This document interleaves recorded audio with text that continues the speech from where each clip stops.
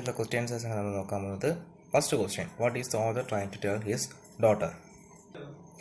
He would write short accounts of the story of their to her from time to time, and his stay in Allahabad jail will no way affect his interaction with her. അതായത് ഡോക്ടറായ നമ്മൾ ഇന്ദിരാഗാന്ധിയോട് നെഹ്റു പറയാൻ ആഗ്രഹിക്കുന്നത് എന്താണ്? ഇനി മുതൽ ഞാൻ എർത്തിൻ്റെ stories നിനക്ക് ലെറ്റേഴ്സായിട്ട് അയച്ചു തരും. അത് എന്ത് ചെയ്യില്ല, നമുക്ക് അലഹാബാദിൽ ജയിലിൽ കിടന്നിട്ട് നമ്മളെ നെഹ്റു അയക്കുന്നതാണ്. ആ ഒരു ഡിസ്റ്റൻസ് നമ്മുടെ ഇൻട്രാക്ഷനെ അഫക്റ്റ് ചെയ്യില്ലെന്നാണ് നെഹ്റു പറയുന്നത്. Second question, Nehru says that he cannot have talks with his daughter. Why? Nehru പറയുന്നു തൻ്റെ മകളോട് തനിക്ക് സംസാരിക്കാൻ പറ്റില്ലെന്ന്. കാരണമെന്ത്? Nehru says that he cannot have talks with his daughter because he is in Allahabad and Indira is in Mussoorie. Nehru അലഹാബാദിലും ഇന്ദിര മിസൂരിയിലും ആയതുകൊണ്ടാണ് നെഹ്റുവിന് തൻ്റെ മകളോട് സംസാരിക്കാൻ പറ്റില്ല എന്ന് പറഞ്ഞത്. Third question, why did Nehru say that Indira would read about the earth in fact books? Nehru പറഞ്ഞത് ഇന്ദിര എർത്തിനെ കുറിച്ച് ഫാക്ട് ബുക്സിൽ വായിക്കും എന്ന് നെഹ്റു പറഞ്ഞത് എന്തുകൊണ്ടാണ്? Nehru said that Indira would read about the earth in fact books because the story of the earth is so vast, and he is sure that Indira will read a lot about the earth in great books when she grows up. നമ്മുടെ എർത്തിൻ്റെ കഥയെന്ന് പറയുന്നത് ഒരുപാട് വാസ്റ്റാണ്, വലുതാണ്. അതുകൊണ്ട് എന്തായാലും എർത്തിനെ കുറിച്ചുള്ള കാര്യങ്ങൾ വളരുമ്പോൾ Indira great ബുക്സിൽ വായിക്കും. അതാണ് നെഹ്റു പറഞ്ഞതിൻ്റെ meaning. Fourth question, what does Nehru mean by read in the book of nature? By reading the book of nature, Nehru means observing nature and interacting with it. Book of nature വായിക്കുന്നതിലൂടെ Nehru mean ചെയ്തത് എന്താണ്? Observing nature and interacting with it. നേച്ചറിനെ observe ചെയ്യുകയും അതിനോട് interact ചെയ്യുകയാണ് നെഹ്റു ഇവിടെ mean ചെയ്തത്.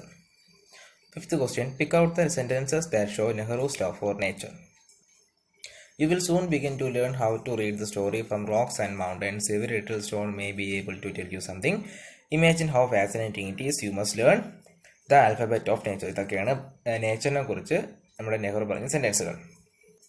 Sixth question, what are the pages and alphabets of nature according to Nehru? നെഹ്റുവിനെ അനുസരിച്ച് പേജസും ആൽഫബറ്റ്സും, നമ്മുടെ നേച്ചറിൻ്റെ പേജസും ആൽഫബറ്റ്സും എന്താണ്? Stones, rocks, rivers, mountains, seas etcetera are the different pages of nature. ഇതെല്ലാമാണ് പേജസ് ഓഫ് നേച്ചർ. ഏതൊക്കെ? Stones, rocks, rivers, mountains, seas. In order to read these pages one must learn the alphabet of nature. ഈ page ഒരാൾക്ക് വായിക്കണമെങ്കിൽ അയാൾ എന്ത് ചെയ്യുക? നേച്ചറിൻ്റെ ആൽഫബറ്റ്സുകൾ പഠിക്കണം.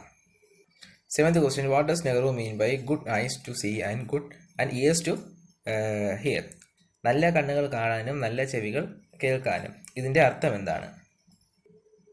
If one observes nature closely, one can learn about nature.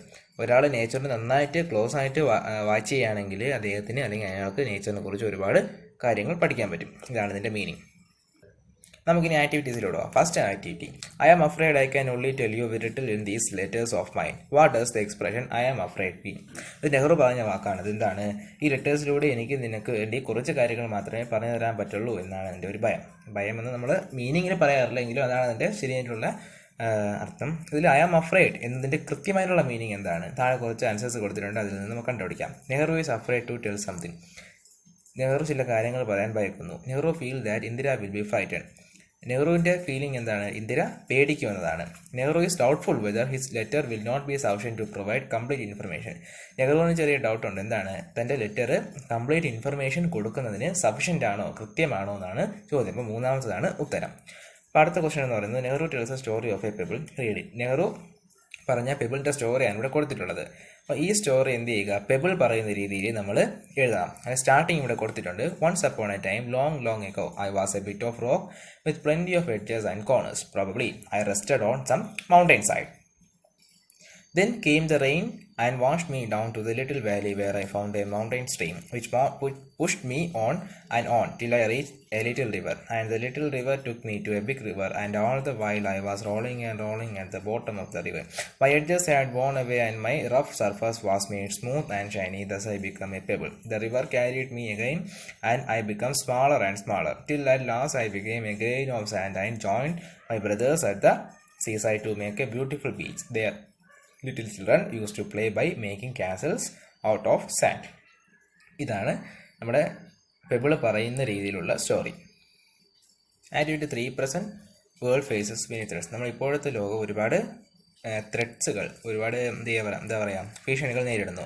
It is our duty to protect nature. നമ്മുടെ ഡ്യൂട്ടിയാണ് നേച്ചറിനെ പ്രൊട്ടക്ട് ചെയ്യുന്നത്. Imagine that your school nature club is organising an awareness programme to protect nature. നമ്മുടെ സ്കൂളിലുള്ള nature club protecting nature എന്ന് പറഞ്ഞ് ഒരു awareness programme conduct ചെയ്യുകയാണ്. നമ്മളതെന്ത് ചെയ്യുക, അതിലൊരു സ്പീച്ച് ഉണ്ടാക്കുക. അപ്പോൾ ഇതാണ് സ്പീച്ച്. ആദ്യം നമുക്ക് salutation. Good morning honourable chief guest, head mistress, teachers and my dear friends. അവിടെ വന്നിട്ടുള്ളവരെല്ലാം നമ്മൾ എന്ത് ചെയ്യുക, വിഷ് ചെയ്യുകയാണ് സല്യൂട്ടേഷൻ. അടുത്തത് starting. Today we have gathered here to talk part in an awareness program organized by the school nature club. As a member of the club, I am glad to be here to talk about the conservation of nature. All of us know that our environment is getting polluted in many ways. Who is responsible for this? None other than human beings. Most of our streams and rivers are polluted. What about the land? Think about the air we breathe and the water we drink. Pollution is spreading like wildfire, eating up the whole earth. Can we do anything to prevent it? Sure. We as children can make a difference. We need to protect the air we breathe, the water we drink and the land on which we live. We have to protect nature for our future.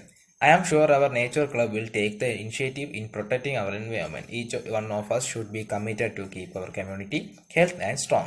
Let me ask you a question. Now, what do we mean by protecting nature? It is about protecting the place we live. In this moment, I remember the words of lame deer. We must all see ourselves as part of this earth, not as an enemy from the outside who tries to impose his will on it. Being a living part of the earth, we cannot harm any part of her without harming ourselves. Of course, we as children can make a difference. Let us join our hands together to protect nature so that all of us and the generations to come can enjoy a healthy and responsible life, a life in harmony with nature and with each other. Thank you all. അപ്പോൾ ഇതിൽ last കൊടുത്തിട്ടുള്ള ഈ പാരഗ്രാഫില്ലേ, ഇതാണ് conclusion എന്ന് പറയുന്നത്. ഈ thank you all എന്ന് പറയുന്നതാണ് കോംപ്ലിമെൻ്ററി ക്ലോസ് എന്ന് പറയുന്നത്. പിന്നെ സ്പീച്ചിൻ്റെ പ്രത്യേകത എന്ന് പറയുന്നത് സ്പീച്ചിന് ബോക്സ് വരയ്ക്കേണ്ട ആവശ്യമില്ല. ഇനി ലാസ്റ്റ് ഒരു എഡിറ്റിംഗ് ആണ്. After reading the story of pebble, Haritha A student of class 6 attempted to write the story of a tree. But there are some errors in it. Help her edit the story. പെബിളിൻ്റെ കഥ കേട്ടതിന് ശേഷം 6ാം ക്ലാസ്സിൽ പഠിക്കുന്ന ഹരിത ട്രീയെ കുറിച്ചൊരു കഥ എഴുതി. പക്ഷേ അതിൽ ചെറിയ എറേഴ്സ് ഉണ്ട്, നമുക്കതിനെ തിരുത്താം. Okay. Once upon a time the tree was a seed planted by a ഗാർഡനറാണ്. ഇവിടെ ബൈ ആണ് ശരി ഉത്തരം. ഇറ്റ് റെസ്റ്റഡ് ഇൻ ദ സോയിലാണ് till the rains came. The seed wished ആണ്, പാസ്റ്റ് ടെൻസ് ആണ്. To see the outside world. It pushed out an അല്ല a ആണ്, കാരണം അടുത്ത് കിടക്കുന്ന വാക്ക് എസ് ആണ് സ്റ്റാർട്ട് ചെയ്യുന്നത്. എസ് എന്ന് പറഞ്ഞാൽ കോൺസ്റ്റന്റ് ആണ്. കോൺസ്റ്റന്റ് വരുമ്പോൾ എ ആണ് വരുന്നത്, വവ്വൽ വരുമ്പോഴാണ് ആൻ വരുന്നത്. അപ്പോൾ ശരി ഉത്തരം എ ആണ്.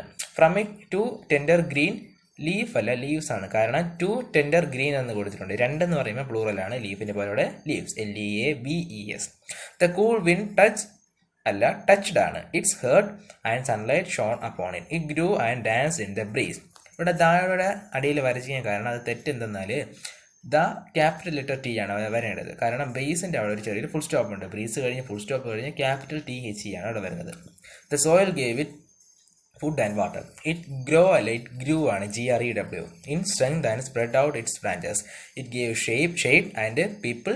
ടേക്കിന് പകരം ടുക്കാണ് വരുന്നത്, പാസ്റ്റ് ടെൻസ് ആണ്. ടുക്ക് റെസ്റ്റ് ആണ് വരും. അപ്പോൾ എഡിറ്റിൽ നിങ്ങൾ ശ്രദ്ധിക്കേണ്ട കാര്യം എന്താണ്, മിക്ക വാക്കുകളും പാസ്റ്റ് ടെൻസിലായിരിക്കും വരുന്നത്. പിന്നെ സ്പെല്ലിംഗ് മിസ്റ്റേക്ക് ചെറിയ വാക്കുകളുണ്ട്, ഫുൾ സ്റ്റോപ്പ്, കോമ, അതിലും ചില വ്യത്യാസങ്ങൾ വരുന്നു.